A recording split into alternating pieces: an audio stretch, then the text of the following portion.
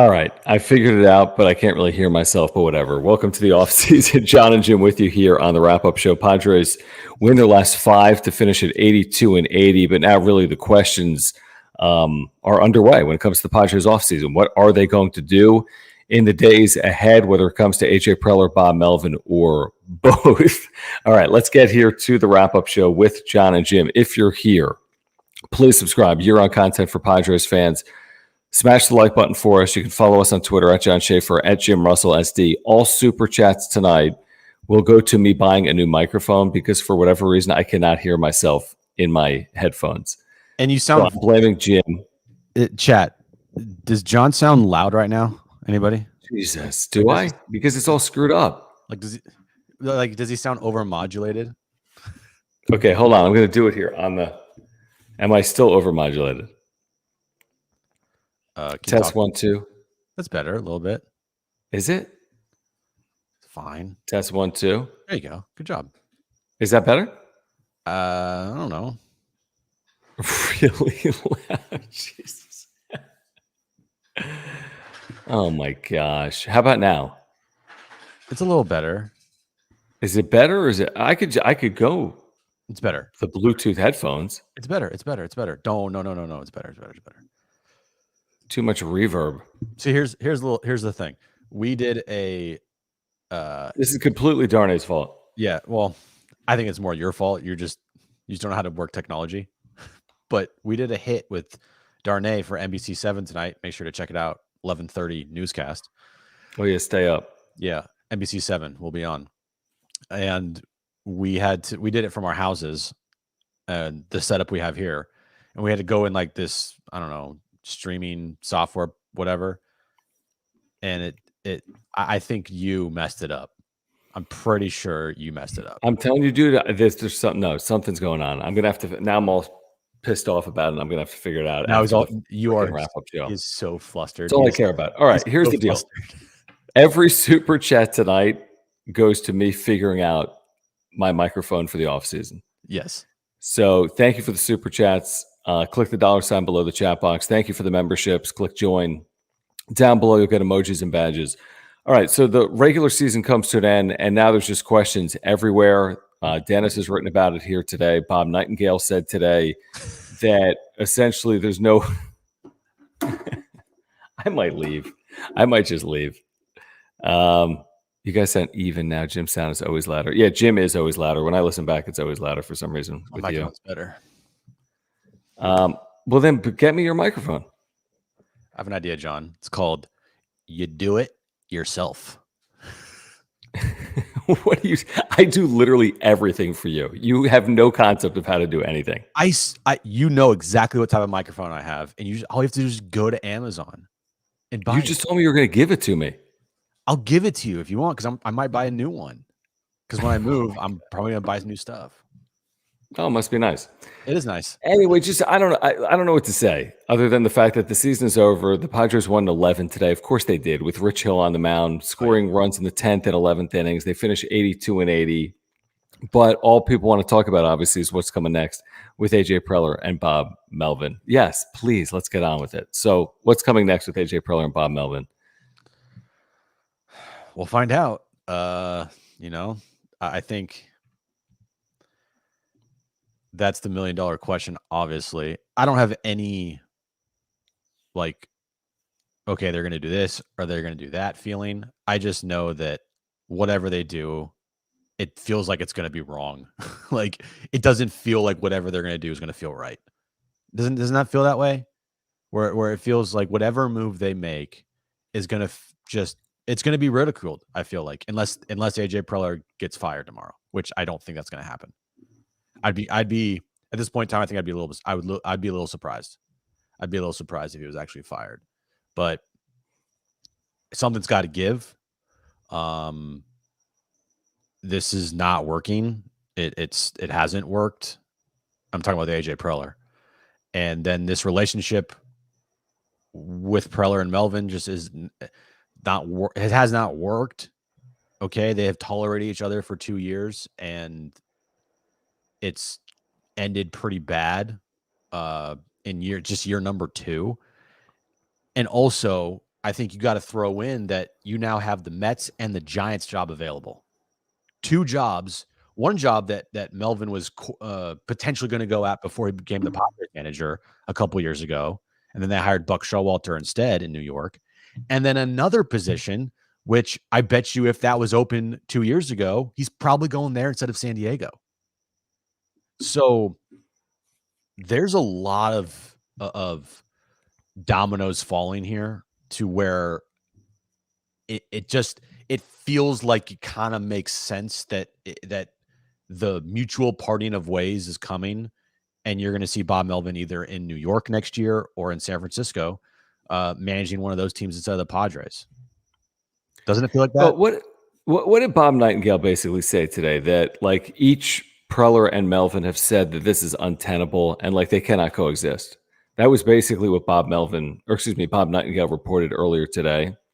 If that's the case, then you'd be basically foolish to try going at it again in 2024 with the same combination. Again, is it doable?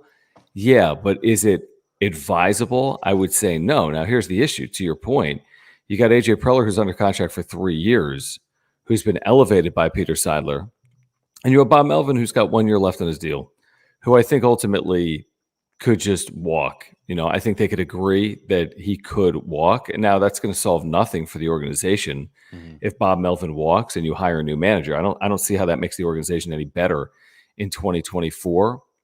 If you changed the GM, you could at least, have the conversation that that's going to improve your fortunes long-term, whether it's 2024 or not. But by changing managers, I mean, they've done this. They've changed managers. That's not some easy, quick fix solution. All things are great scenario. So that's the way I see it. I mean, you've said it a lot. Is Peter Seidler going to part ways with his GM? It seems like it's been a bit of a blind spot for Peter Seidler, his appreciation, support of AJ Preller. Does that all of a sudden change? I mean, it would be a little bit surprising based on what he said to Kevin Acee. You know what I just thought of, which would be, it would be hilarious for this person if this happened. Like, okay, I'm just throwing out this scenario. They fire AJ. Okay. They hire Chaim Bloom. Okay. Yep.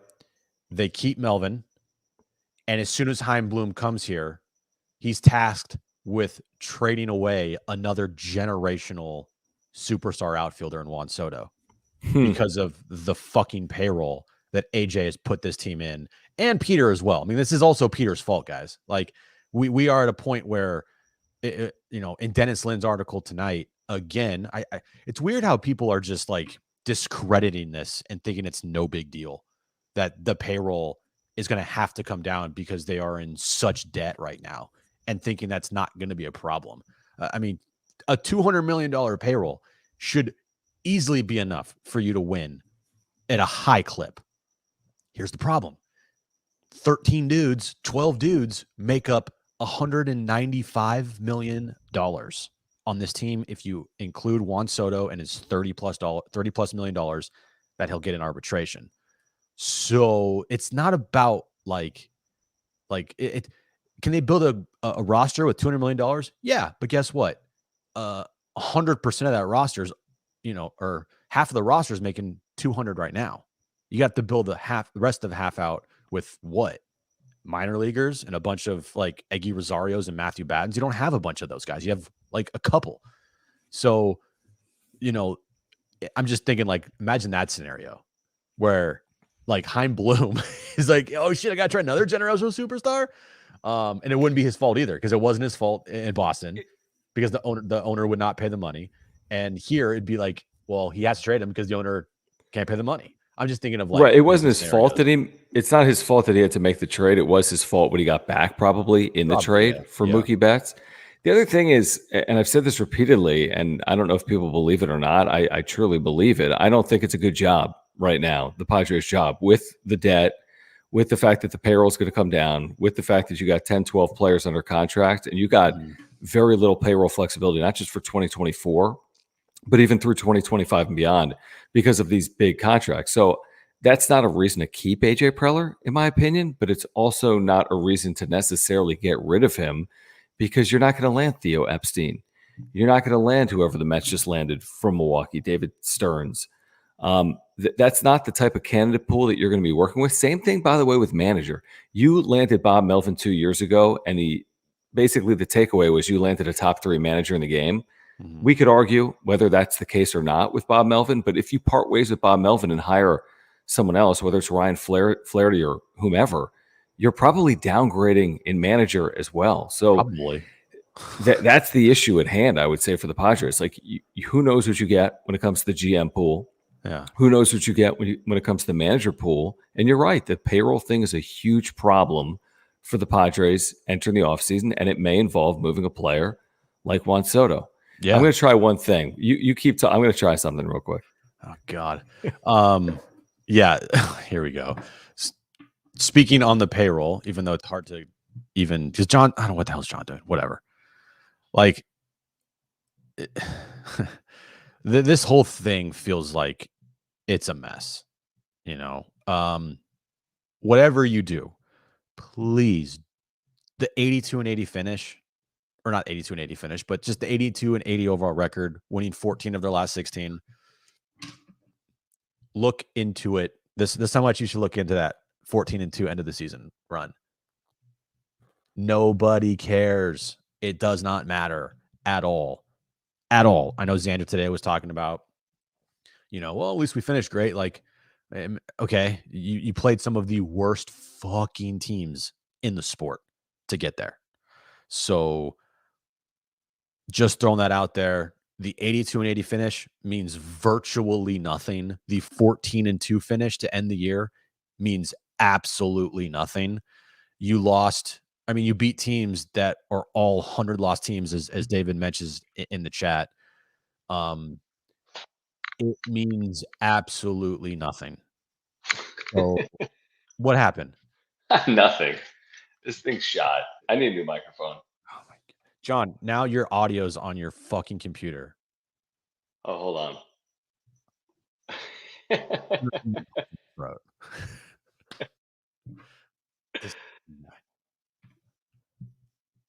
Oh, wait. How about now? Jeez, dude. I'm back, right? But you're so loud. Oh, God. What'd you do? Like smash your microphone like on a wall? I don't know what happened.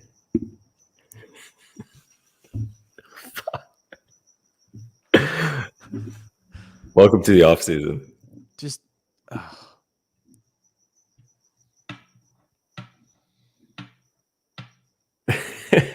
hold on.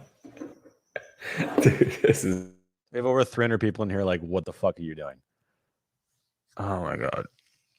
Oh. Okay. Trying to stick on topic here. Well, John, I don't know what he's trying to do. It was working fine. Okay. Back to tomorrow. Dude, what are you doing? Hold on.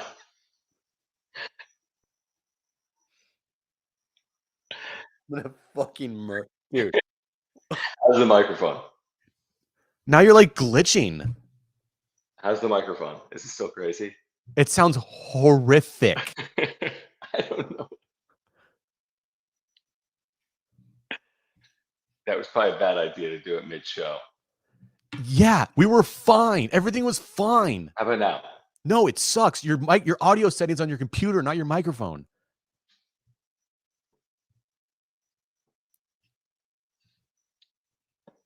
I'm just going straight out of the computer. Oh my God, dude. It was working fine. I don't know what you did. Yeah, I'm not the idiot this time. Okay, I'm just using these things. Does it sound terrible? Yeah, it sounds horrific. Oh my God. Someone is role reversal tonight. Someone help me. Please, somebody help me. What are we doing?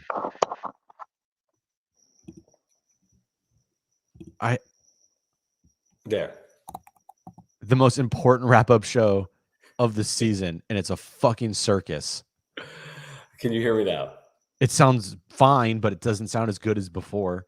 Okay, whatever. Let's get to these supers. This is literally the worst show of my career. Danny, thank you. He says 4 players finished top 16 in WAR: Kim, Snell, Soto, Tatis. Maybe the first time in history. Just use your, oh my God, just use your fucking microphone. It was working fine. Bro, it doesn't work anymore. I broke it. How did it? You plug it in, you go to settings, Jim, John, it was working fine. Blame Darnay for sports rap. Does anybody think it's Darnay's fault for John's microphone not working tonight? Put a poll up.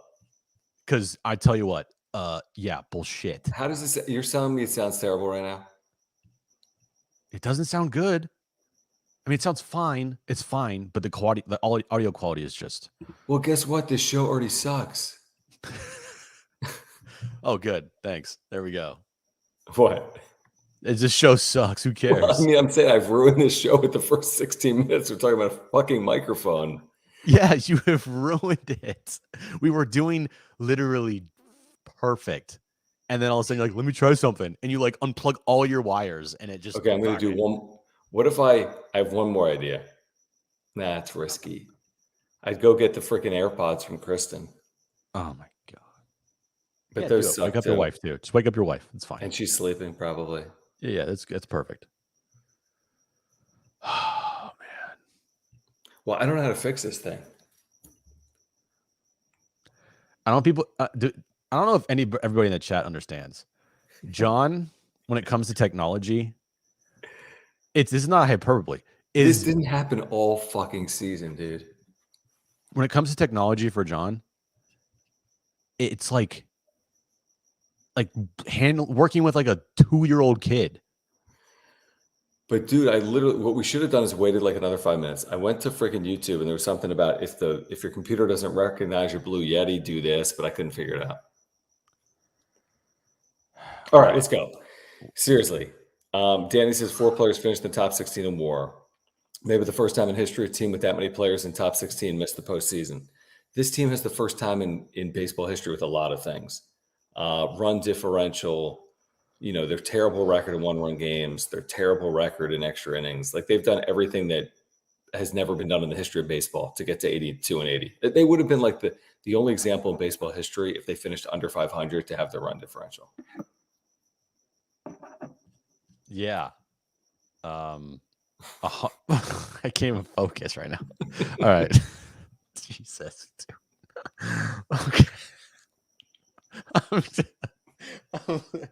So stupid. I'm such an idiot. You're such a fucking moron. Why would you unplug your fucking microphone? It was literally perfect. Oh my God. Dude. Look at me. He's now I fucking know, dude. Do I have an old mic? Hold on. You're so fucking. I'm so sorry for everybody watching this tonight. Because you know what? This show reminds me of the Padres season. Started out with so much hope. So much hope. Little bumpy ride, right? And then it was kind of smooth, and then just hit the shitter. Fucking down the drain, dude. Down the drain. John's gonna go out and get his like $2 microphone. It's gonna sound even worse. Keep going with the super chats. Oh my God. Okay. Danny says 4 players finished top 16 in WAR. Maybe the first time in history a team with that many players in top 16 to miss the postseason. Yeah, I think so. Pretty sure that this team had a bunch of accolades this year. And if you just looked on paper and didn't look at their record, you would say they're like one of the best teams in baseball. But that's not the case. That's not the case at all. Let's see here. Thanks, JD Gaucho. They did it, Jim. Padres were a serious team in 2023. Yes and no. But thanks for the super chat, JD Gaucho. What the fuck are you? This is a joke. I'm just gonna okay. Melvin or AJ or both. Do you guys think Siler wants to keep both of them, but tells AJ not micromanage Bob? If it's confirmed that AJ does micromanage, that needs to change. Here's a little secret for you, Melvin or AJ or both. AJ Preller will not change at all. This is the same shit that happened in 20. Oh my god! I'll be back. I'm gonna try to find the AirPod. Just get out of here. I'm just done. I'm done. We were doing a solo wrap-up show. Can't handle this right now. Okay. AJ's AJ's always been a micromanager. You can't change a zebra's stripes. That is the player. That is the person that he is. As I'm watching John just like fumble around doing God knows what over there. AJ will not change. You can tell him like, "Hey, bro, you need to change," and you can be like, "Yeah, of course, okay." But like that's happened before. It happened in 2021. The same things were happening: micromanaging, bad culture, losing, and look what I mean. It worked for a year, and then you were right back to square one. Right back to square one. What is this idiot? Okay, John just messaged me on private chat that he's going to watch a video. Be right back, maybe, which means that this idiot's going to YouTube to watch a video on how to like hook up his Blue Yeti.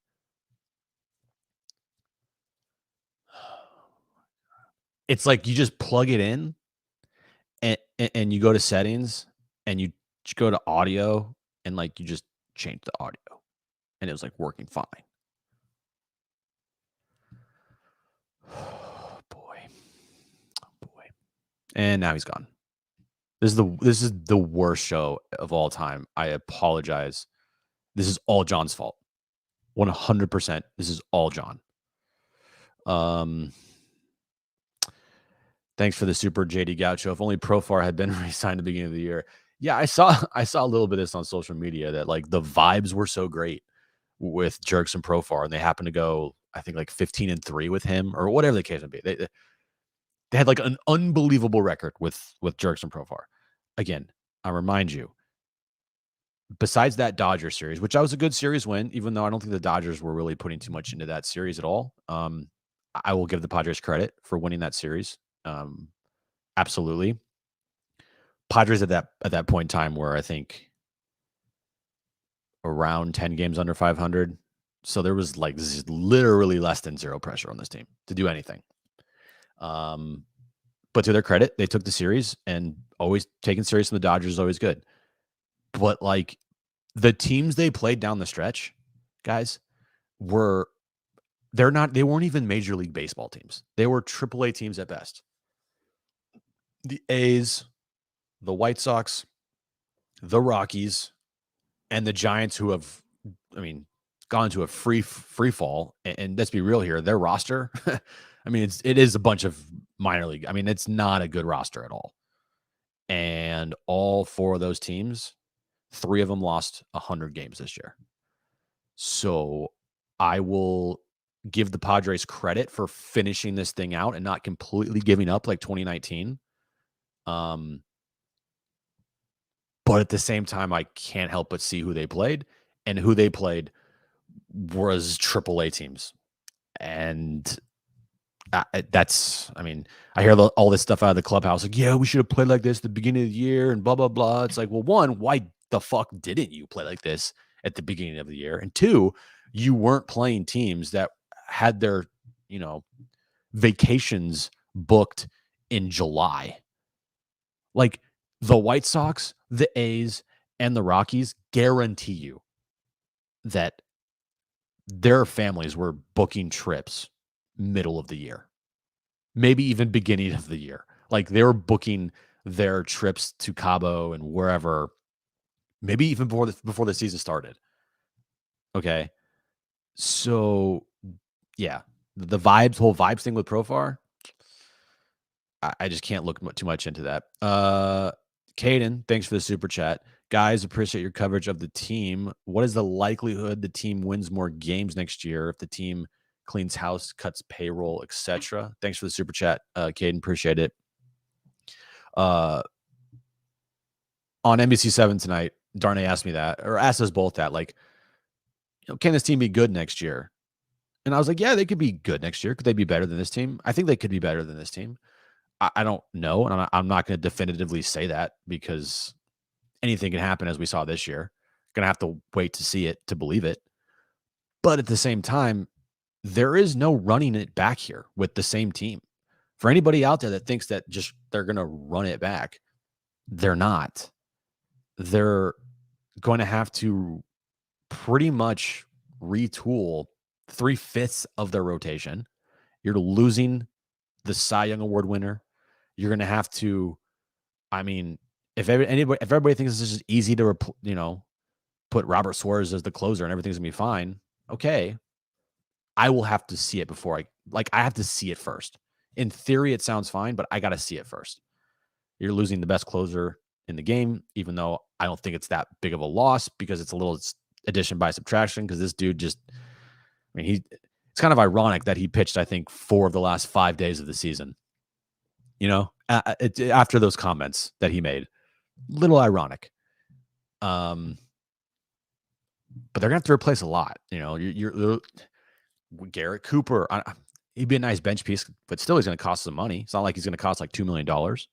Okay. You got to worry about a DH spot. You got to worry about your infield. Are you going to just ride with Eggy Rosario and Matthew Batten? Catching position is an issue. Gary Sanchez had a really good year for the Padres, but I don't think you can sign Gary Sanchez for less than $10 million after his season. So, yeah, there's a lot of questions with this team, roster construction-wise. They still have the core, but also if you lose Juan Soto,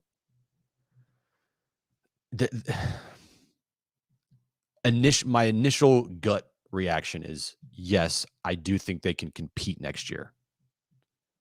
But is next year's team going into spring training, is that going to be viewed as like a World Series contending team?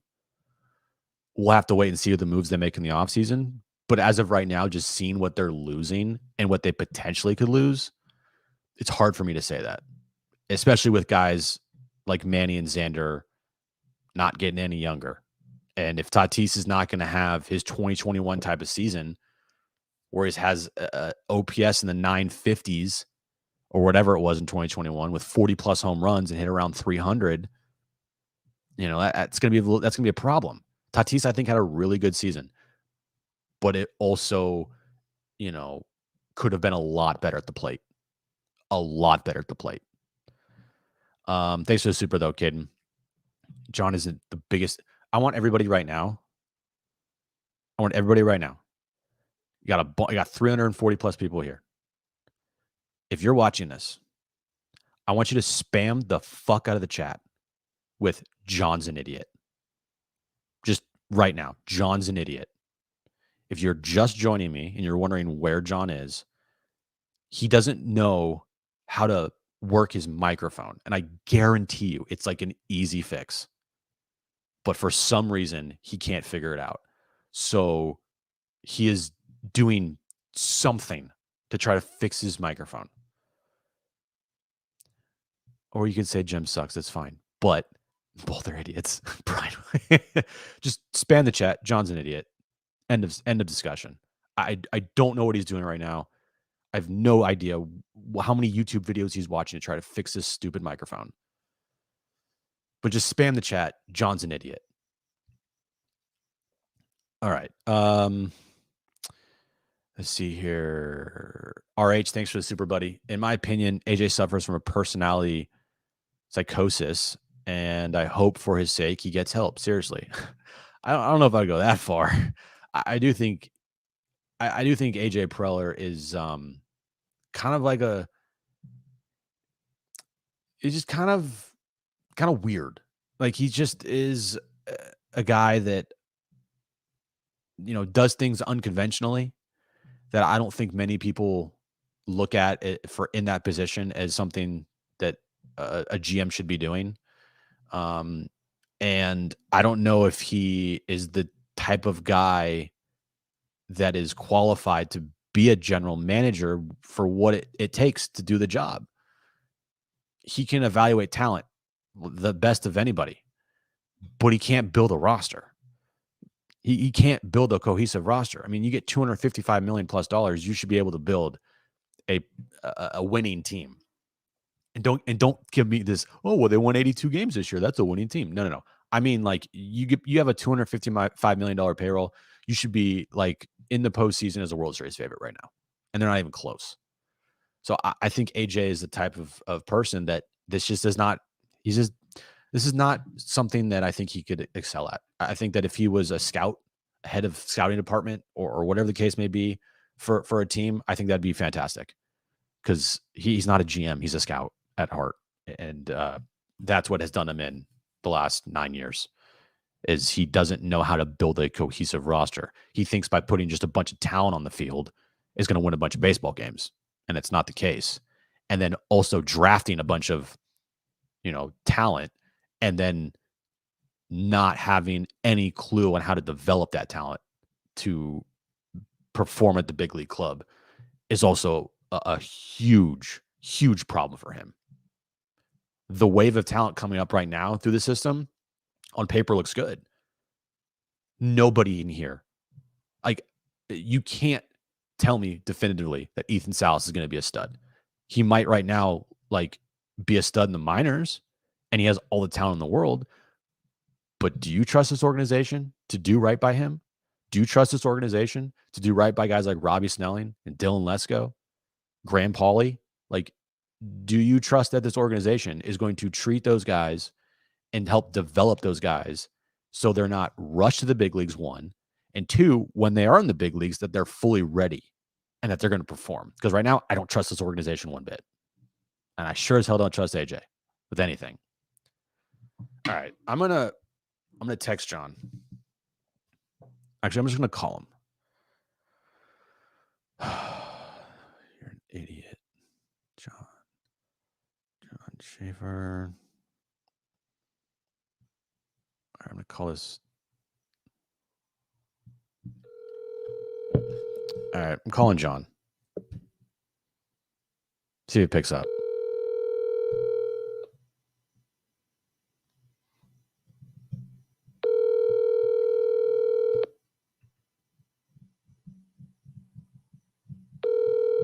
He just bailed on the show. He bailed on the last wrap up. He bailed on the last wrap up show of the year. Could you believe that?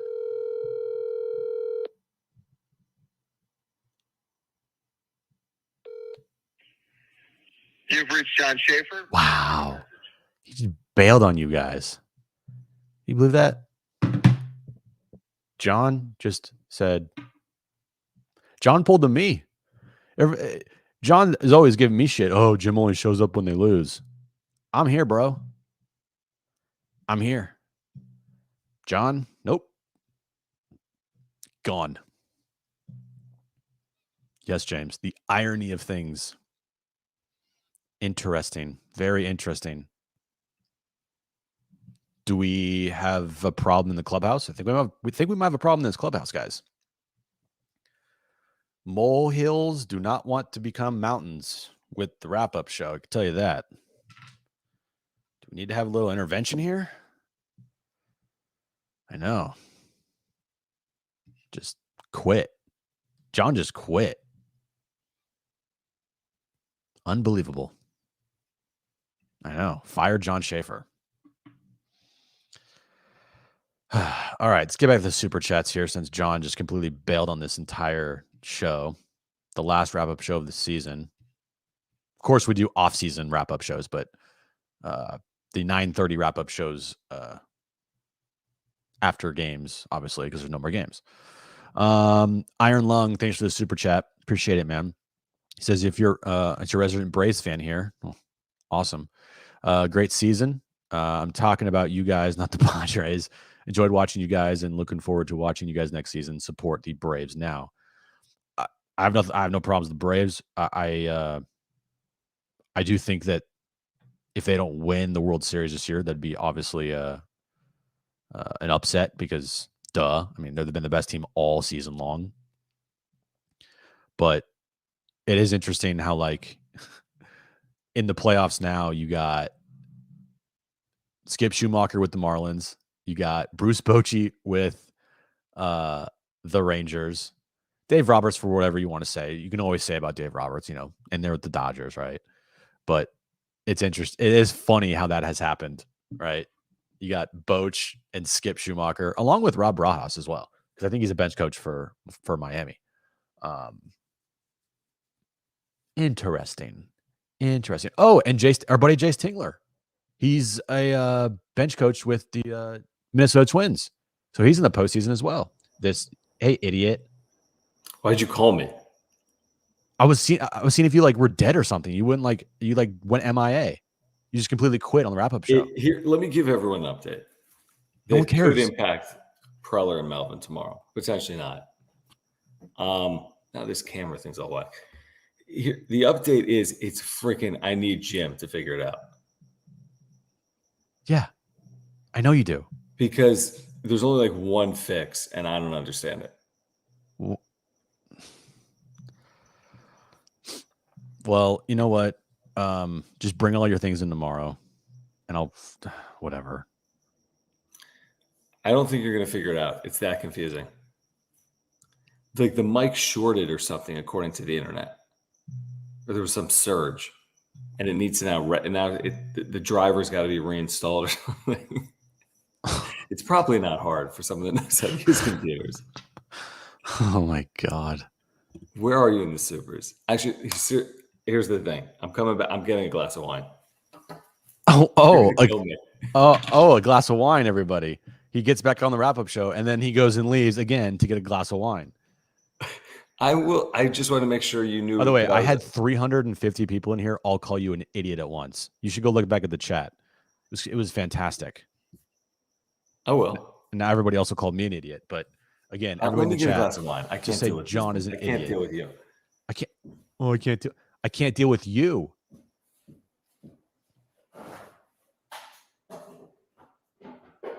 In clubhouse fighting, guys. I feel like this is definitely a microcosm of the Padres season right here. How can it not be? You got guys quitting. Just leaving whenever, just doing their own thing. All right, let's get back to the super chats here. Richard. Thanks, Richard. Dodger fan here. Appreciate it, buddy. He said, Bo Mel walks tomorrow. Another 3 years of AJ being AJ. It's Groundhog Day, and Bill Murray is cast as AJ Preller. Hey, John, mix in a Best Buy run and get a new microphone. Yeah. Thank you, Richard. Honestly, Rich, Jim, I'm buying your money. Well, we'll see if we can figure this thing out. Someone said they were ready to trash the thing, and then they figured it out. How about we just do the show now? I didn't put there mix in a Best Buy run and get a new mic. Also, no more mic mentions. I'm down. I feel bad for anyone that watches or listens on replay and has their ears blown out by me. Yeah, you blew out everyone's ears 5 times tonight. And it was working perfectly fine. And then you're like, dude, let me just unplug everything real quick and see if it works. I thought we weren't talking about this. We aren't, because you know what we're talking about right now? We're talking about Mark Nimitz, John, because Mark Nimitz, our title sponsor of the wrap-up show, who is probably what the fuck is happening right now? Yeah. Thank you, Mark, for always supporting us. And Mark's been with us since the very, very beginning, when nobody was watching. But Mark hopped on the bandwagon, and we're glad that he's still here. John, take it away. Yeah, whatever it is, auto, home, renter's life, earthquake insurance. As I've been telling you guys for over 2 years, Mark's a great insurance agent. You can take that directly from me. I've got homeowner's policy, earthquake policy, life insurance policy. It's a good thing I have that life insurance policy because Jim's going to kill me after tonight. Yes. Listen, Mark can save you $750 or more just by switching your insurance over to him. He's a huge supporter of this channel. If you want to support a business here in San Diego, in Southern California, make sure to get in contact with Mark, whatever your insurance need is. Before you renew, he could save you $750 or more. Just give him a call. Get to his website by clicking the link in the description down below. You can see the website right now on the screen.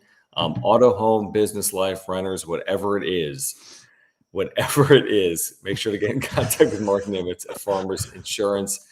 Whether it's a renewal or a new policy, he can save you money. You're supporting the channel. We really do appreciate it. Get in contact with Mark Nimitz. He is a great insurance agent. I don't think he shares microphones. All my information's above. All his information's above my head. And Nimitz at farmersagent.com. And you reach out to him, let him know that John and Jim from the wrap-up show sent you. Wrap-up show needs a scraby tech guy. Is he good on tech? He might be. I know he's helping some OnlyFans girls with their podcasts, but is he? It's another story for another day. Do you remember real quick? Can I say something real quick? Sure. I've already ruined the entire show. Yes. So nobody's going to care. But do you remember, this is something for me and you. Do you remember when we had to produce the Mark and Rich show? They would record that thing that would then air back in the breaks during Colin's show or something in the 11 a.m. hour. You know what? They'd be like, coming up on Mark and Rich. Yeah. Thank you, Colin. You know what I'm talking about? Yeah. I hated that because I would never put it in properly, or I'd always be freaking out that there wasn't enough time, and then I'd have to put it in with like 2 minutes. I had no clue how to do that. Can you imagine me freaking out doing that or not? I was awful. Thanks, Delta J Ford, for the chat. Nobody cares. Thank you, Delta J Ford. Says, guess that means the last 10 minutes will be great of the wrap-up show. Because I said it's kind of like a microcosm of their season. We had real high hopes going into the final wrap-up show tonight, and it started out fine, and then just went in the shitter. Just completely in the shitter. Someone said Mark is going to schedule a meeting with John and Jim tomorrow. Right. I'll get this fixed within 24 hours. I just need it. I need your mic, and you need a new mic. No. What? JD Gaucho says John and Jim's are SD's versions of the Odd Couple, 100%. It's a fact. Thank you, JD. Melvin or AJ or both. What's the best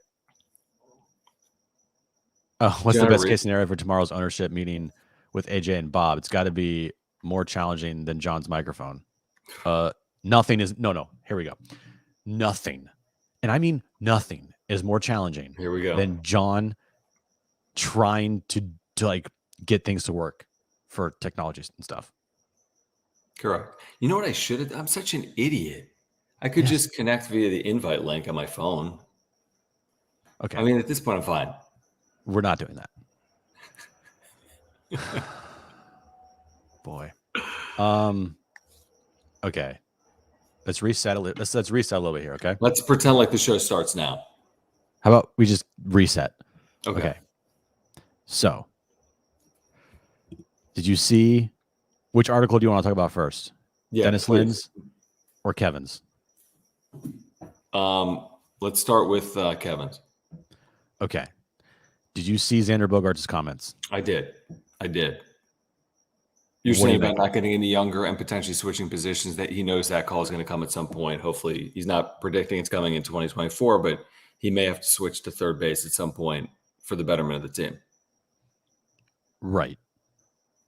Here's my thoughts on that. Mm-hmm. I saw this a lot on social media. People were going after Xander for it. It's the organization's fault. But going after Xander for saying I'm not getting any younger. I think the defiance of like I'm a shortstop. I think I don't really know fully. But he didn't really say that in there. He's like, I get it. If they ask me to switch positions at some point, that's kind of I'm not going to be a shortstop for forever. Well, he also mentioned things like we finished strong. Like he was trying to take the end of the season, this fake run at the end of the year that to me meant less than little than nothing. Like it I agree with, very little. Agree with you. As it was some like accomplishment. Right. Well, that whatever. What's he supposed to say? That it wasn't good enough. Yeah, no, I agree. I mean, I completely agree. I agree with that. You know, I mean, you heard Aaron Judge at the end of the year, and we've talked about Aaron Judge on the show. Like, I think they finished 82 and 82. Do you think Aaron Judge is in New York? Like, yeah, you know, I'm glad we finished with a winning record. I'm not saying that any Padres player said that, but, you know, Darnay made a good point on Twitter tonight that you would have to think, and I wouldn't put it past this fucking franchise at all. There's probably people in that organization right now kind of breathing a sigh of relief that they finished 82 and 80, so they don't have to hear that they finished under 500 in another year with AJ Preller. Yeah, but here's the funny thing. To that point, Jim, and this is where it gets so stupid because I agree with you, and everyone should look at this season as disappointing, and you can go far beyond that, but it should start as disappointing. They can spin this so easily by being like the Padres have had a winning record in 3 of the last 4 years. 2020, I know. 2022, a National League Championship Series, 2023 with a 14-2 finish. That's my one issue with it. It's not that there's any momentum gained. I mean, give me a break. Detroit, by the way, had the best record in the American League in September. Are you banking on Detroit being the best team in the American League next year? Because Detroit had the best record in the American League in September. I'm just worried that it softens it a little bit. It softens the overall disappointment. It, like we have been saying, it, puts the lipstick on the pig at 82 and 80 that wouldn't be there at 72 and 90, which was, by the way, very possible. 15 days ago, if they went in the tank, they could have finished 72 and 90 as opposed to 82 and 80, if you think about it from that perspective. So I need to see the exact Xander quotes again, to be honest with you, Jim, because my big takeaway was that he was willing to move off short. He wasn't saying he was doing it in 2024, but he realized that that's at least a possibility. Well, I view it as the organization has no fucking clue what they're doing, because you gave this guy an 11-year, $280 million contract. Right. Great point. Great point. In year 2, actually not even in year 2. Yeah, year 1, they're like, I might need to switch positions. End of year 1, you're talking about switching positions to play first base. And let's be real here. Oh, yeah, I said third. What am I talking about? His numbers, those numbers translated over to first base, he is still considered one of the worst offensive first basemen in baseball. On his career number, he'd be like average, wouldn't he? This year. Oh, this year he'd be one of the worst. Yeah. So that's where I get bothered from it. I don't have a problem with whatever Xander said today. Yep. A little bit of maybe conceding that we had a good run, not fully just leaning heavily into this is bullshit and unacceptable, and this can't happen again, and this is a team that was supposed to be competing for a World Series, and to miss out on the postseason in a year where all you need to do is win 84, 85 games, and we didn't even do that. That's pathetic. But the fact that we're already talking about changing positions in year 2, and at the end of year 1, it's being asked of him, that is such an organizational failure. I can't even begin to describe how fucking bad that is. Are you kidding me? Yeah, it goes back to the whole premise of the deal. Like you said, that the idea of the deal was to make a deal. If it wasn't Aaron Judge, it was going to be Trey Turner. If it wasn't Trey Turner, it was going to be Xander Bogaerts. Were you trying to market? Were you trying to spend money, or were you trying to help your team win? I mean, you have a 31-year-old shortstop. You've got a 31-year-old third baseman. I think I have that right. And how are you going to navigate that for the next 10 years? Because they're both under contract for 10 years. You can't DH both of them. I mean, you have 2 31-year-olds under contract through age 41. Mm-hmm. And figure that one out. The only way I wouldn't give 2 shits about where Xander played is if he consistently put up numbers like Juan Soto, or when they sign him to a $280 million contract, he's giving you 25, 30 bombs a year. Okay. That's not Xander at all. Xander now. It's not going to be in San Diego with this ballpark. No. I mean, this guy might have a season where he hits 25 home runs, but that's the top of it. And if he's going to be a leadoff hitter for you, he's not going to have any opportunity to drive in any runs. And when he was hitting in the middle of the lineup, he has 58 RBIs on the season. So if we're looking at breaking down the seasons of these guys here, Xander Bogaerts had a bad year. Well, rank the four, the big 4 best season to worst season. I think it's pretty easy. I think it's Soto, Tatis, Xander or Manny. Okay, I'd say Soto, Tatis, Manny, Xander. Okay. Yeah, And you're, even and though I'll, yeah. Tatis's numbers aren't really better than Manny's numbers, are they? I mean, I don't have them in front of me, but they're very similar, aren't they? His impact on the team was way more than Manny was. I feel like Manny, I'm looking at like his overall everything that Manny was Yeah, you're right. involved in. He's 5.5 WAR player. Was Tatis 113 OPS plus? That's crazy low. Manny was a 2.9 WAR player with a 115 OPS plus. Also crazy low. And I see this from AB in the chat. Hold on. My stupid computer. Man, we're quite the combination. AB said, Xander hit 285 this year. Yeah, great. That means like less than nothing. Okay. And we have 350 people in the chat. Doesn't mean it's a good show tonight, you know? It not my fault.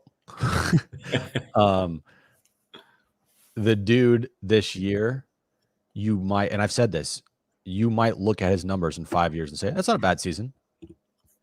But if you watch this season and you watch every game that they played, which we did, and watched almost every single at bat that Xander Bogaerts had this year, it was a bad year from him. Plain and simple, flat out. It was all April and September, and none of it mattered.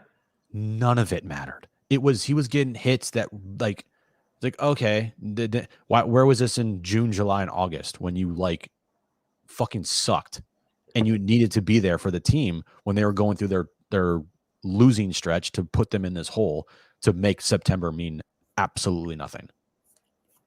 Yeah, Bogaerts did not have a better year than Tatis. I'm sorry. I mean, No. like if it says that, he had a 4 WAR season, Tatis was 5.5. So again, I think of that 4 WAR, it's all April and September. I'd say 3 of the 4 WAR is April and September. The other 4 months, he was like a 0 WAR player. That's how I look at it. Yeah, I put a poll out the other day on Twitter, and I mean these are some real numbers here. This isn't like 20 people, but I said, who do you blame most for the Padres season? The Big Four, Bob Melvin, AJ Preller, or the media? So some of the reactions were like killing you. Whatever. People don't understand that I'm joking. Joking. That's fine. Had over 3,000 votes. Oh, great. That's great, Jim. Congratulations. And hey, you can't talk tonight, buddy. I know. You have no room to talk tonight. Oh, get a new microphone. Like even Manny Machado commits 3 errors in a game. Bad example. But you're acting like Manny when it comes to clutch moments right now, buddy. This is a clutch moment, and you swung out. You swung and missed. Literally, this is as important of a show as we've had in a month. And I've ruined it completely. And you went 0 for 4 with 4 strikeouts and then 2 errors. Worse than that. This is. And I also Bill Buckner this thing. Pretty bad. I found this. To get to some of these supers, by the way. I found this poll pretty interesting because it doesn't like all you see on social media and a lot of times in the chat, like fire Bob Melvin. Bob Melvin's the problem. Right. Over 3,000 votes, almost 3,200 votes. And 6% voted Bob Melvin was the person that they blamed the most for this season. And the Big Four came in second. It came in second as far as the blame with 40%.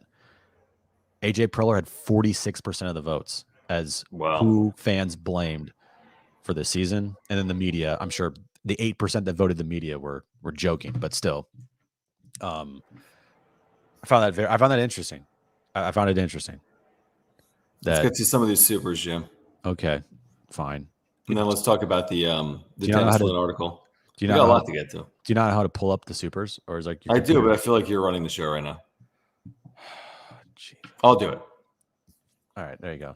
This is where we are, right? No, we're way past that. You read this one? Oh, yeah. All right, sorry. Let me read this. Okay, go. All right. Now that the Padres are out, Braves want your support. We have no beef. Players like each other. Support the Braves now. Better than having LA win. Waiting to watch you guys next season. Go Braves. Thank you for your support, Iron Lung. I'm certainly rooting for the Braves over the Dodgers. And Anybody but LA. That's all. I think the Braves are, the front runners in the National League. Yeah, that's when a team I don't cover or follow is not in the postseason, and the Dodgers are. It's anybody but the Dodgers. Sam, thanks for the super. Says, do you think this run in September helps Bomel stay? I don't think he wants to be here. I truly do think, and I really do hope that this run in September means as much to this organization as it really fully meant on the field, which is nothing. Like, I really do hope that this organization doesn't use anything from September as far as winning games as a reason to not make a move that they were previously potentially thinking about making at the beginning of September. Mm-hmm. I really do. Because you can't September numbers when a team's out of it, like the Padres were to start the month, 11 games under 500. It's so hard to take anything out of September when that happens. It is because it's just September baseball when your team sucks means nothing. It means nothing. Hold on real quick, Jim. Because I said we were going to announce a winner of this hat at 10:30 in the chat earlier before everything went through. And I have a winner. And it is Andrew Alicdan, Alicdan. That's randomly selected through our software. Andrew Alicdan, Alicdan. You have won this cap from Parks and Normal. Guys, Parks and Normal is just unbelievable company with great products for Padres fans. Check them out at parksandnormal.com. Andrew, please email PadresWrapUpShow@gmail.com with your address, and we'll get this hat out to you ASAP. Andrew Alicdan, I'll put it in the chat. You have won this Parks and Normal brand new City Connect Padres cap, released October 10th. You can get it at parksandnormal.com. Awesome. Congratulations, man. That's awesome. And if John didn't ruin tonight's show, it'd be even more cool to celebrate. It would. I can hear you typing, by the way. It's also great for the content. JD Gaucho says, wrap up show during the postseason. Like after games? No. Yeah, no. After all four on Tuesday. We're going to do a Phillies Marlins game. But no, here's what I've been advocating for. Jim will punch me in the face since now I've ruined everything on the Sunday night. I'm advocating for Sunday night wrap-up shows throughout the offseason.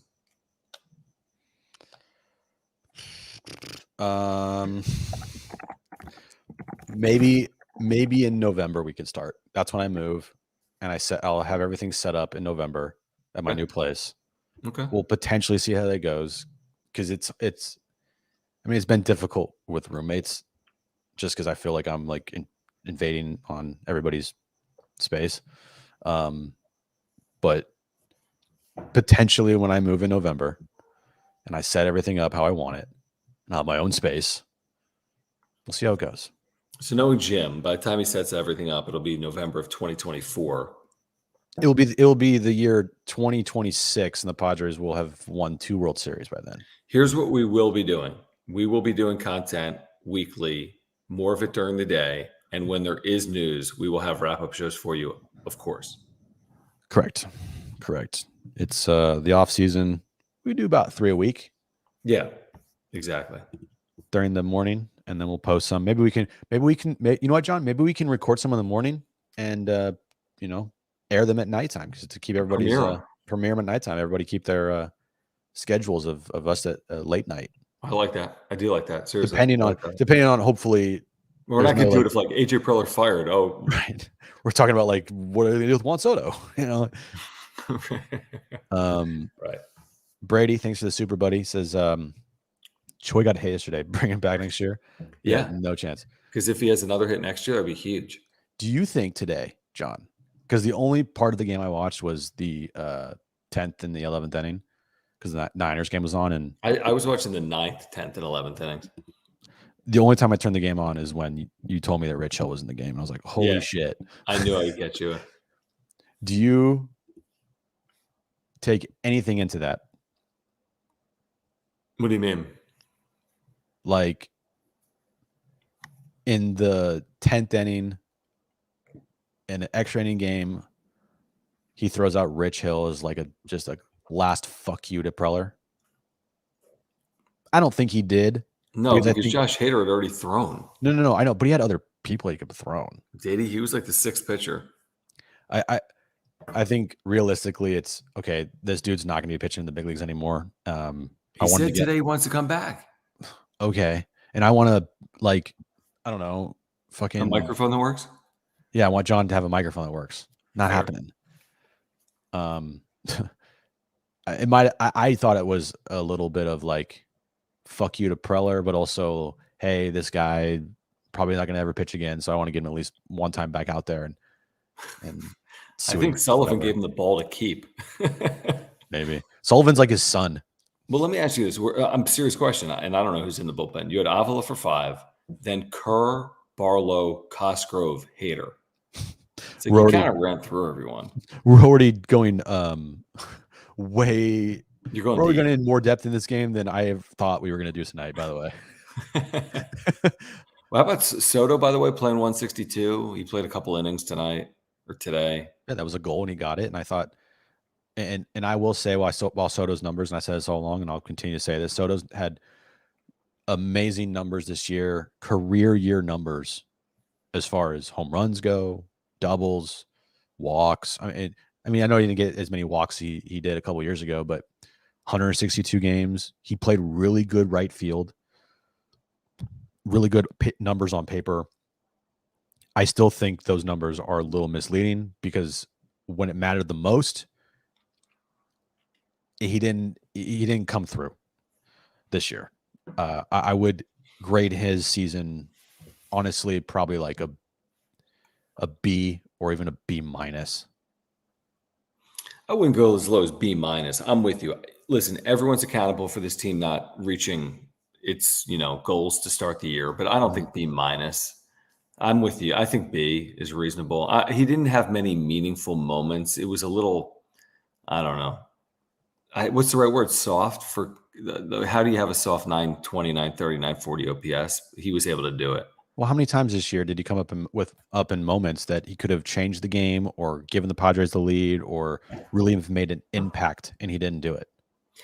A lot, but he's still, he drives in 110. He slugged all right, too. Even everyone's like, well, it's on base, it's on base, it's on base. But, his slugging percentage was pretty good.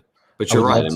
He failed to come through a lot. Let's see. He had a 929 OPS, walked today, led the National League in walks, right, for a third consecutive year. Yeah. He's by far their best hitter this year. No questions about it. I'm just telling you, I watched every game, and it felt like when the team needed somebody to step up, and if Juan Soto was at the plate, it wasn't always like he came through every single time. Or not. He didn't. He didn't come through a lot. I just want you to look at his numbers on September 1st. Like what his numbers were. I know you're going to do it because you're totally fucking a wreck. Well, where do you want me to go to look at him? No, I'm just telling you, like in general, like if you're out there, just look at his. I'll do it. I'll look at him. You're saying Baseball Reference game logs? Yes. I want you to give me his numbers starting on September 1st. Okay. So take out September. I want you to give me his numbers. Okay. So at the end of August 31st, he was 261. Okay. 403, 480 slug, 883 OPS, which is still solid. It just isn't great. He finished 275, or this is coming into today. No, I think through today. 275, 410, 519. So his slug came way up. How many home runs did he have at that point? 930 OPS. How many home runs did he have at that point? You asked the tough questions. Well, I'll tell you this. He hit. Here's how many he hit in September. He hit, I think, 10 in September. He hit 10, so 25. Okay. He had a fine year. He had 1156 OPS in September. Okay, so he definitely teed off on the AAA teams in September. Good for him. Yes, he did. That's just my point. It's like Soto had a good year, but it's tough for me to really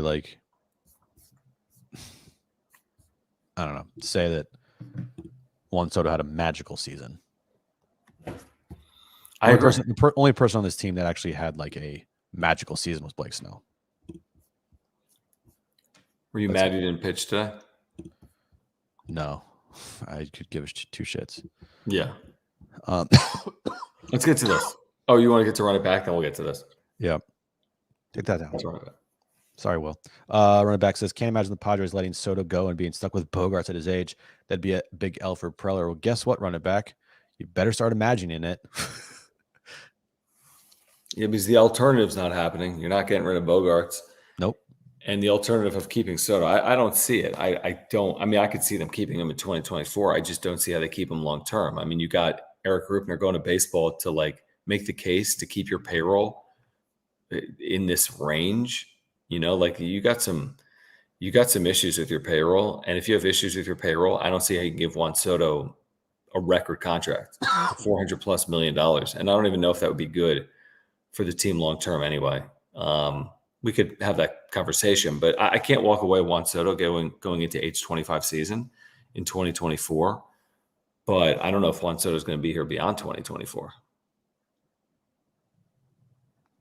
Exactly. I don't know either. So what are you going to do this offseason with so many questions looming, with payroll as being the biggest one of them all? And well, like I kind of said, Juan Soto didn't like, there were parts of Juan Soto's season that on paper are going to look really good, but if you just watch the games, you're like, he's still by far their best hitter. No questions about it.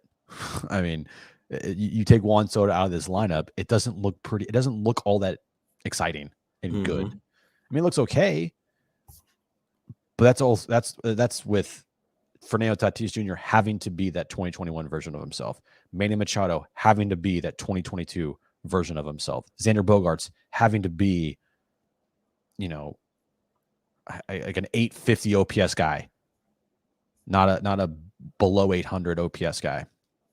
Then you're like, okay, cool. But you take out Juan Soto and his 922 OPS, even though I do feel like September really helped his numbers and helped make his back of the baseball card look really good. He's still by far and away their best hitter. So yeah, start imagining that potentially he could walk, or not walk, but be traded because of all the shit that's been caused by this team. All right, we're going to get back to the chat in a moment. Do want to remind our viewers about our longtime partner here on the wrap-up show, our friends at Aura. Co-founder Will is a huge Padres fan, longtime supporter of our work here on the wrap-up show, and you can get 10% off your first order with your email address, as you can see right now on screen. It's just a great, great company. All plant-based nutritional products, every single one of them. I've been taking the probiotic for a year and a half at this point. It's an amazing probiotic for digestion, heart health, and more.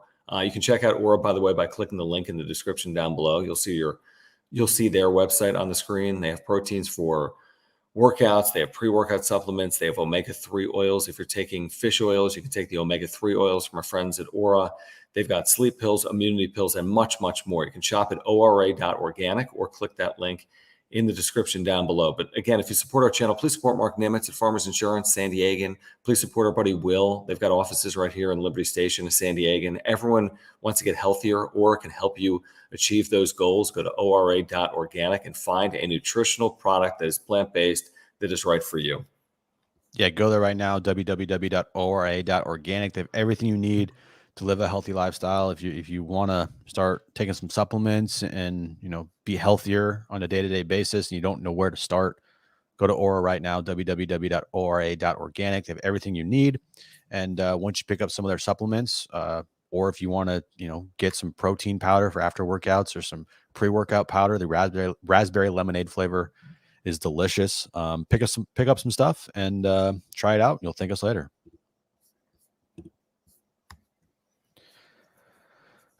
Miss Do-It-All, thank you for the super. Miss Do-It-All, thank you. We can't win 90 games. Dodgers won 100 games in their sleep. $250 million payroll to miss the playoffs and only hope to make the wild card inexcusable. Preller is fired. Please do a wrap-up show. Oh, don't worry, we will. We'll be doing radio shows and wrap-up shows and content galore. Yeah, it feels like such a struggle with this franchise, nonstop, right? I mean, doesn't it feel like just pulling teeth to get to places that they want to go? And they haven't even gotten there yet. They haven't even got to a World Series. Like last year wasn't this cakewalk. I mean, it was a great postseason run, and they beat the Mets, they beat the Dodgers, and then they ran into the buzzsaw that was the Phillies. But even to get to 89 wins last year wasn't this like, easy thing to do. I mean, they had a great start to their season. Without the great start of their season, they don't get to 89 wins because they're a 500 team for 4.5 months of the year last year. So, yeah, I mean, something's got to change. If nothing changes, nothing changes. Yeah, that's exactly right. That's exactly right. If you want to continue to go down this path with AJ because it's comfortable for you, Peter, and because you think he is this great of talent evaluator while he might be, is it about evaluating talent or is it about winning baseball games? Because I don't know about you, but everybody here in the chat and every single Padres fan, like, they want to win baseball games. They don't give a fuck about your international signings. They don't care about how your prospects are doing as far as rankings go. Like, those are cool things to see if your team's doing well. But at the end of the day, the thing that matters the most is winning at the big league level. And if you can't do that, then it's time to go.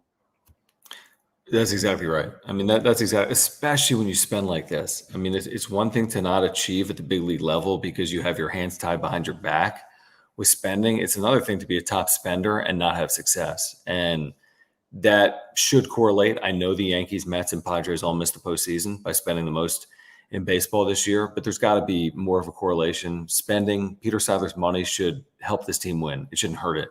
And if Peter Seidler can't, if AJ Preller can't spend Peter's money effectively, then go find someone that can, is the way I look at it. And it'll be an interesting Monday at Petco Park. Let's just put it that way. It really will.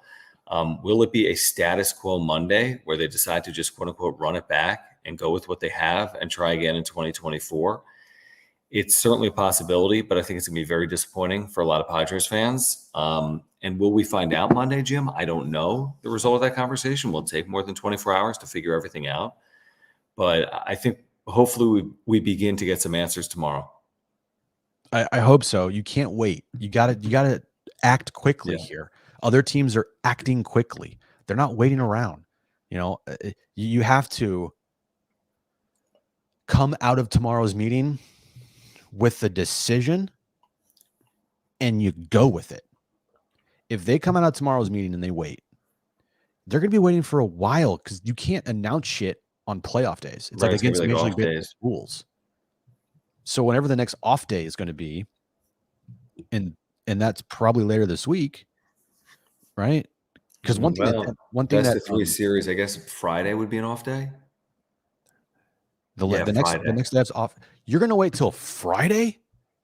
That's what they would have to do if they don't not make a decision tomorrow, or if they do not announce that one of them is both of them or none of them is returning. Or it could be beyond Friday. Like if Peter Seidler's preference is for both to return, you may never hear about any change. And I I don't know. I don't know what they're gonna do, but this is one of the biggest decisions in franchise history to this point, for sure. And they could return next year and they could win, but it's about maintaining consistency. And it's about and not just, that's what Peter Seidler said, consistency. But your idea of consistency is just keeping the same guys in place because it's comfortable, not like the consistency that we're talking about, which is winning. Like, Peter has it all wrong when he talks about he loves to have consistency. Well, the consistency that you are touting here is losing teams that miss the postseason, and teams that run through a million different coaches all the time. And that's the consistency that you are wanting. No, it's about being in the postseason year after year after year after year to give you the best opportunity to win a World Series. We're not sitting here saying that, like, now this year is different because I do feel like it was World Series or bust to an extent. But you said it, John. If they made the postseason, say they won 92 games this year, and they got the 5th seed, and they made the postseason, or the 4th seed, excuse me, and they hosted, and they lost in the wild card round, or if they lost in the division round, would we all be disappointed? 100%. Would we all say that the season wasn't the success that we hoped it would be? Absolutely, we would say that.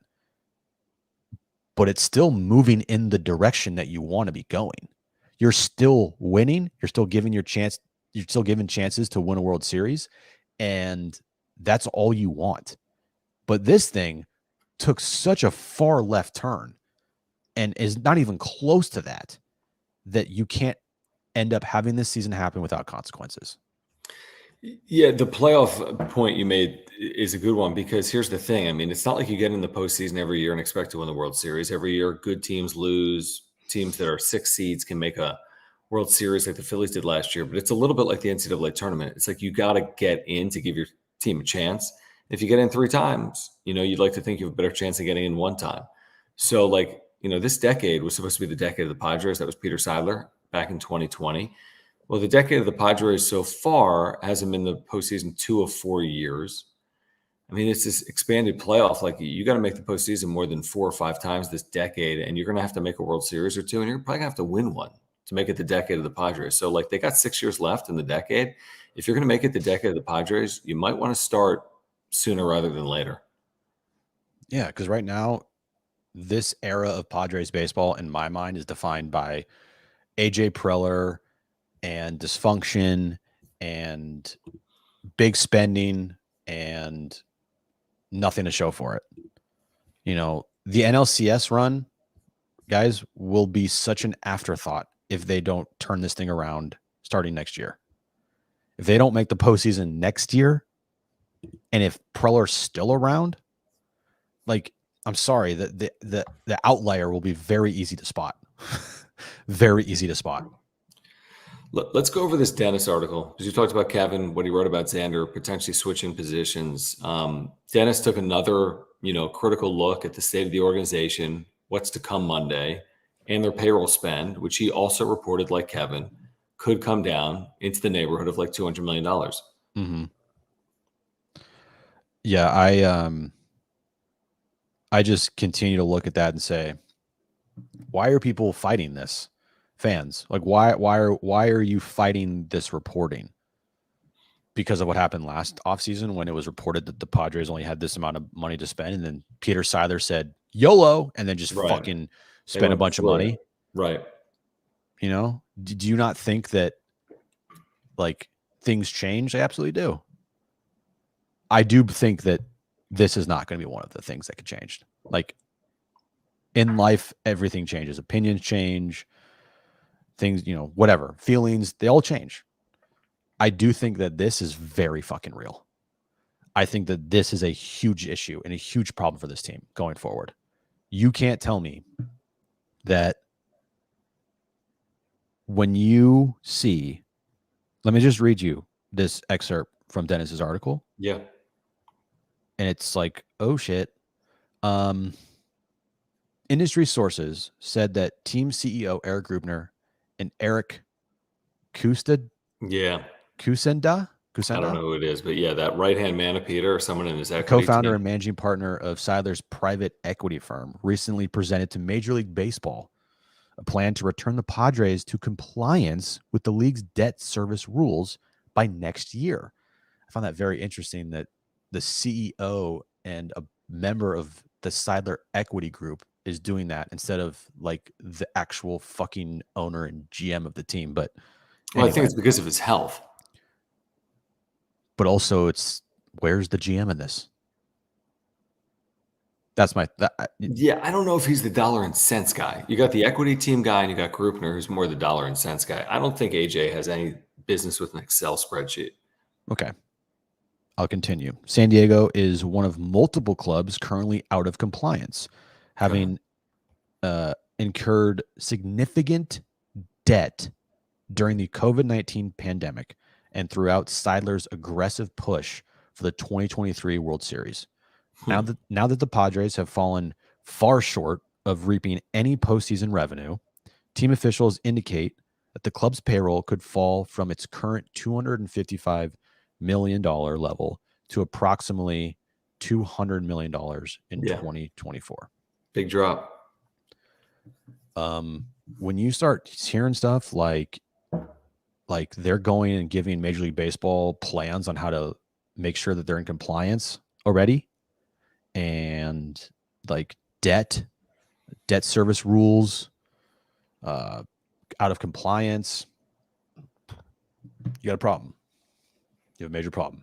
Well, you got a problem because of their specific roster. Like, it'd be one thing if you spent $250 this year and it was all guys on expiring deals, but that's not what they did, because we've been talking about it. They've got like 200 that's tied up, kind of, with Soto. I mean, you're pushing like 180, 190, 200 tied up in half your team. So how do you have a $200 million payroll if you're pushing 180, 190 with half your team? And that's why people are speculating on Juan Soto. Exactly. Because if Juan Soto is a part of this roster next year, that payroll that they want to be around $200 million is for 12 guys. Right. That's 12. The problem. 200 million is more than enough to have a really good team, except when you spend $200 million on 12 players. Dude, if you told me, like, any fucking good GM that knows how to build a roster, if you said, all right, the next 5 years, you have between 180 and $200 million. And that's what you have to spend. You have to spend between 180 and $200 million. Like, you can't go lower. You can't go any higher. Go build me a winning team. That shouldn't be like fucking rocket science. Right. No, it shouldn't. You should easily be able to build a winning team with between 180 and $200 million. And if you can't do that, then find somebody else that could do it. It's pretty simple. Well, they might have to do that. And again, it's like, okay, I'm taking this job, and wait, what's my job? To part ways with salary and to part ways with a 25-year-old future Hall of Famer? Cool. Sign me up. And that goes to giving Xander Bogaerts a $280 million contract, giving Yu Darvish, when he's 38 years old, $100 million, giving Jake Cronenworth, now the AAV is not bad, but $80 million. Like, giving Machado, when, $350 million more dollars. I wonder what Machado would have gotten right now. Just going into the offseason, elbow surgery, down year, 31 years of age. Nowhere close to 350. Nowhere close. Yeah, I agree. I just wonder, would it have been more than what he was owed, which is $5,150? Probably. But I'm not sure how much he would have gotten, to be honest. Yeah, zero chance he gets 350.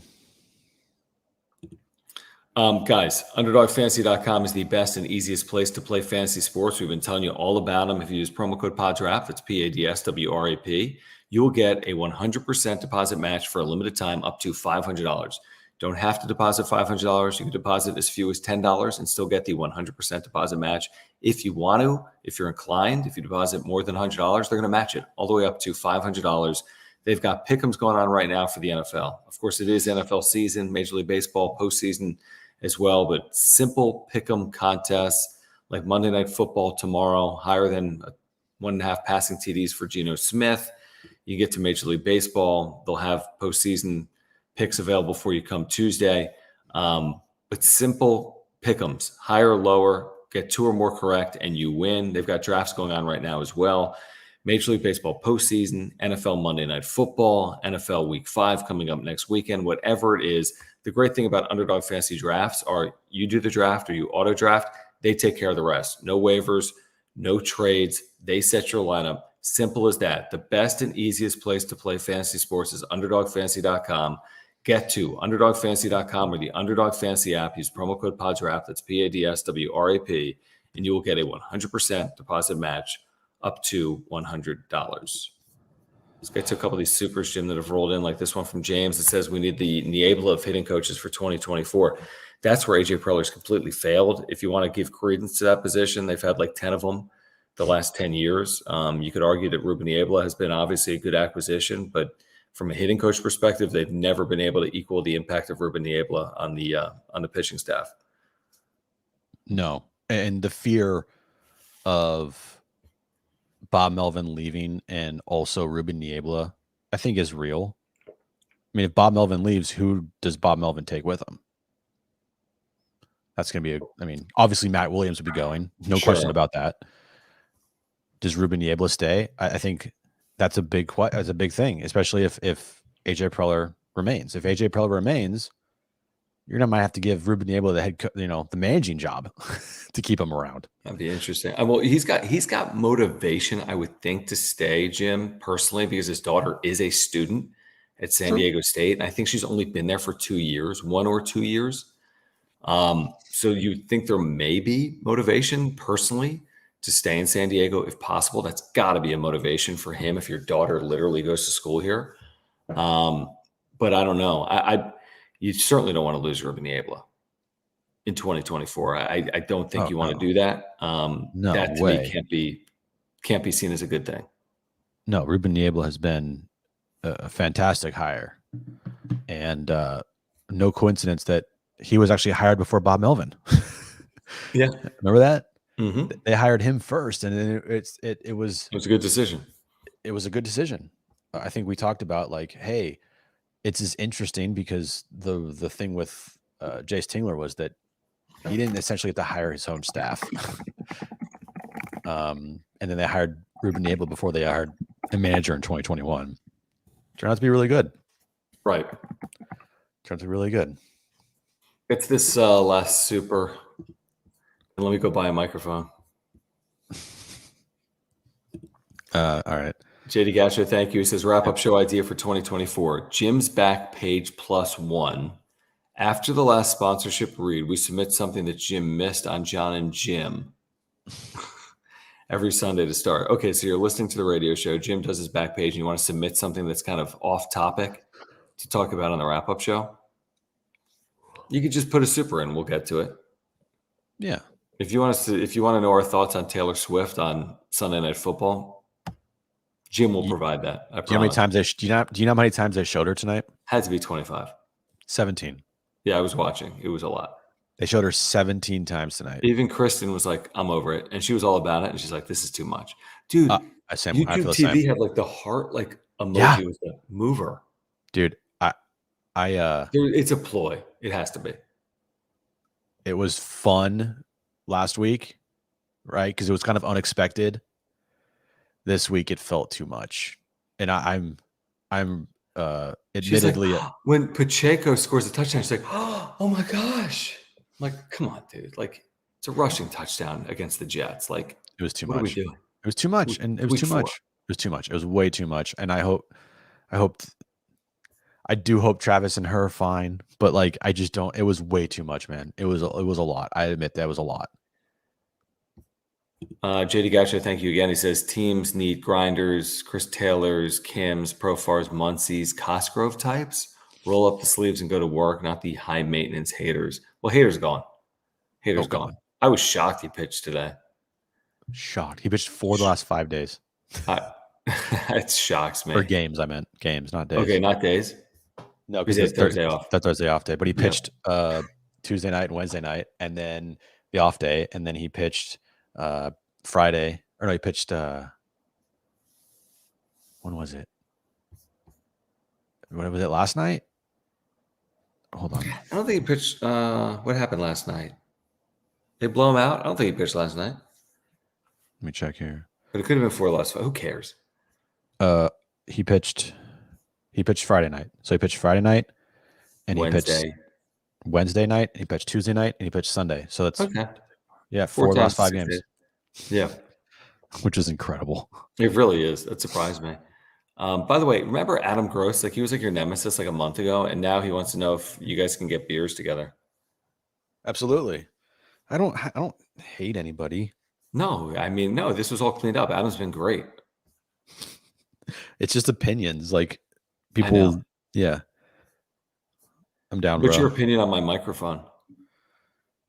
Like I'm gonna fucking take my microphone When and this beat you show over the head ends, with it. guys, you can't. When this show ends and it says show over, wait till you'll never hear what me and Jim have to say. Afterwards, we should probably record it. I'm gonna rip you and He's fucking gonna new kill one. me. I'll murder you. It's not my fault this thing doesn't work. Yeah, your fucking giant penis microphone. I mean, guys, honestly, look at that thing. Look at that thing. It looks like a penis, right? It was a very good microphone until it stopped working. Should I plug it in again? I won't. Yes, and Adam, we will get beers next year at a Padres game. Down. I love that. And I'll tell you that Manny Machado needs to be better. Guys, interesting ending to the season here on the wrap-up show. We had a pretty good year on the wrap-up show. We had very few technical issues. Did we not, Jim? You had good internet. Thank you, David. Speaking of Pacheco, no relation, I'm assuming, with the Rutgers tailback, who returned to New Jersey and starred for the Chiefs tonight. David, thank you. Who says, thanks for all the content, guys. Guys, seriously, despite the shit show that tonight has been, seriously, thank you. If you've been here live or on replay throughout the course of the year, seriously, thank you. We wouldn't do this without your support. We wouldn't do this without you. It is as simple as that. It is a complete labor of love, as you can imagine. We spend a lot of time with you guys, a lot of time. There's no sport like baseball. Jim and I both are passionate about baseball. This was really disappointing and disheartening for a lot of the year. But we were with you through all the lows. They weren't really highs, but we were with you throughout the course of this season. So, guys, we'll be here in the offseason, as you know. Jim, you can chime in. But really, for us, we've enjoyed it. We've done this really for 4 consecutive seasons, almost nightly. And that's because of your support. So tell people about the wrap-up show. Please tell people about John and Jim. We can only do this if people support what we do. It's as simple as that. So please support. Please. And Moises said, Seidler, losing money, it's likely that he can't hit the reset button. We're stuck with Preller. Best moment from the wrap-up show is Jim on location at AutoZone. Man, that was wild. That was very wild. I feel like this season of the wrap-up show was ending our 4th season. This season on the wrap-up show. This season on the wrap-up show. or something. Yeah. It was hard for me to like, I had to be like in the corner. I'm like in the corner, like doing the wrap-up show, you know? Why? Because of where you are at home, you mean? Yeah. Because now I'm like, they got people involved now. You're going to get your own place. Next year, you're going to be doing freaking cartwheels and juggling and punching walls. And remember when I had the garage? Oh, that was a time. Your internet was fucking. No, it was, yeah. But no, seriously, guys, thank you. Every night you guys are here, late nights. This is definitely a labor of love. We do it for you guys. Our significant others, thank you. Mm-hmm. And this isn't like again, it sucks that there's no more baseball to talk about for the Padres, but we'll still be doing wrap-up shows in the off season. We'll be doing, when breaking news happens, we'll be doing lives, and the John and Jim show for radio we stream live every day. So please subscribe to that channel. You're not missing anything. Go subscribe to our John and Jim channel. Winter meetings, potentially a new managerial hire, potentially a new GM, president of baseball hire. What will they do with Juan Soto? What will they do with filling out the rest of this roster? It won't be a quiet offseason. I can almost guarantee you that. It will not be a quiet offseason. And if it is, then I think that something went wrong. I don't think it'll be quiet. I really don't. I'd be surprised if it was quiet. I really would. I'm just going through the chat here as we wrap it up. JD Gotcha, thank you. Yeah, I'll be there. Lion Tree, no doubt. San Diego State, UCSD, no doubt. I will be there, JD Gotcha. Thank you, man. JD Gotcha, thank you for your support of this channel. Hold on, just AB, we have a radio show Monday through Friday, 3 to 6 p.m. Yep. Pacific time. It will always be on our John and Jim YouTube page. So if you miss a show live, you can just go back and watch the show. So yeah. Like Miss Doodle says, so happy you guys put the radio show on YouTube. Biggest win of the year. I'm not always in the car to listen. Yeah, that's. I appreciate you saying that. We appreciate you saying that because there's somewhere where you can find us, whether it's radio, iHeartRadio app, or YouTube. You should be able to find us, and if it's not live, it's on replay on YouTube or iHeartRadio app. So yeah, appreciate you saying that. Davy, thank you. Appreciate it. Says Super Bowl picks, go Birds and Padres. Well, Jim would say go Niners. Dude, I'm already like mentally preparing myself for the collapse, for the Christian McCaffrey injury. No, not that. I don't even want to think about that because that's always there. Right. I'm already preparing myself for like Eagles, Niners, NFC Championship game. Like I'm just like, oh God. Well, they're both 4-0. Oh, I'm just like, or not even NFC Championship game, just like divisional round somehow, right? Even though I don't envision them being worse than either the number 1 or 2 seeds, both of those teams, unless injuries happen. By the way, Adam says, I'm sure we'll see you guys tomorrow night. So probably. I haven't even told you about tomorrow night. What I'm if you don't have a microphone, we're not doing it. No, first of all, we will do the damn show, except we probably won't do the show. And let me explain why. Because my freaking brother is in Vegas turning 50, and I'm going to go there for the night after the show. You hear that, guys? John, you're going, oh my God. Okay. Dude, you know what's happening, right? I know, but I like to live dangerously. You know, at like, when are you leaving for that? Right after the show? Let's just say maybe right before Jim's back page. Okay. I'm going to say 5:40. I'm going to say 7:19 tomorrow night. AJ Preller and Bob Melvin. And you're going to be in a fucking plane. But that's fine. Listen, you're the MVP of these last couple days. Oh my God, dude. I can't wait. I can't wait until tomorrow night. You're on a plane. And the news drops. My freaking brother lives in New York City. He's in Vegas. What do you want me to do? I can get there for $50. No, I'm not saying to not do it. I'm just saying that like you're going to miss out on the biggest news story like in the history of the Padres franchise potentially. No, we will. Here's the thing: when we're on the air at 3 p.m., we will know the fate of AJ Preller and Bob Melvin. You think so? Yeah, I do. Kind of.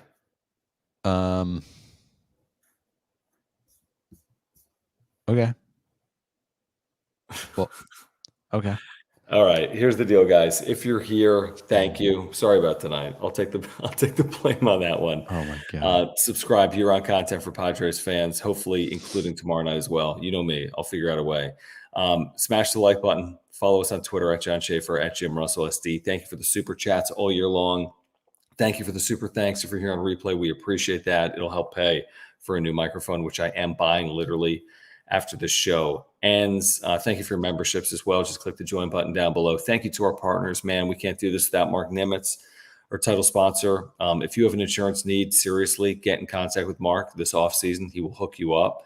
And I'll talk to you about the Padres. We appreciate that. Aura, if you're looking to get healthier, plant-based nutritional products, all of them from our friends over at Aura. They are locally based here with offices in Liberty Station. Thank you, Will, for your longtime support of this channel. And Underdog Fantasy, use promo code PADSWRAP, PADSWRAP. You will get a 100% deposit match up to $100. Get a 100% deposit match up to $100. That's right, Anthony. Spirit Airlines.